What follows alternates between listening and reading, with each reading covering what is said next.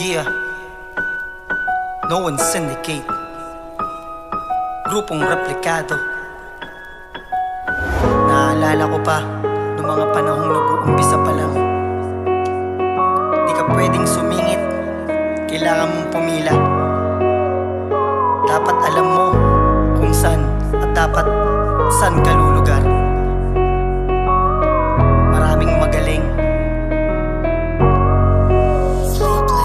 Naaalala ko pa noon minsang di pa ako marunong. Hindi ko inakala na meron sa aking tutulong. At kahit hindi umugo sa paggantay, masaya na dahil nagawa ko yung mga nagagawa nila. Ang sumulat ng mga awit, nagbigay ng pamagat. Kahit na alam ko na malabo na maging sikat, mas lamang lang ang pabigat sa buhay kung tutuusin. Pero ang lahat ng yon ay kinaya ko rin at nagpatuloy pa rin ako sa aking nilalakaran. Na di ko na malayan ay may makakasabayan. Nakilala ko si Molax Nicolado Primitibo, at doon na nabuo ang samahan ng sindikato. No one syndicate ang lagi kong binabandera, at yan ang dahilan kung ba't kami ay nakilala sa lugar ng Delarama. Ang tanging hiling ko sana muli pang bumalik yung mga dati kong nakasama na sumulat.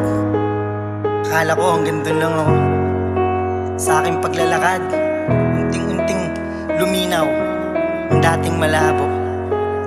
At nakilala ko si Kuya Fly, si Kuya Marco na mismo ang tanging naglagay. Aking awiting alay ko para sa aking inay. Pasasalamat ko'y lubusan at walang humpay.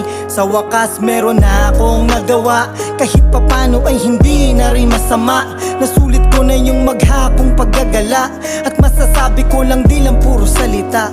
Kaya niyakap ko na ang nasabing katibayan, para sa aking sarili ay may mapatutunayan. At kahit na naligaw man sa berdeng dimensyon, yung pala yung unang beses at ang pagkakataong makikilala ko yung mga tao na makakasama ko, na magpatuloy sa mga hangarin ko. Baltasar Locote Boy, salamat sa inyo. Salamat sa mga taon na nakilala ko kayo. Grupong replikado, ang mga sindikato. Grupong replikado, ang mga sindikato.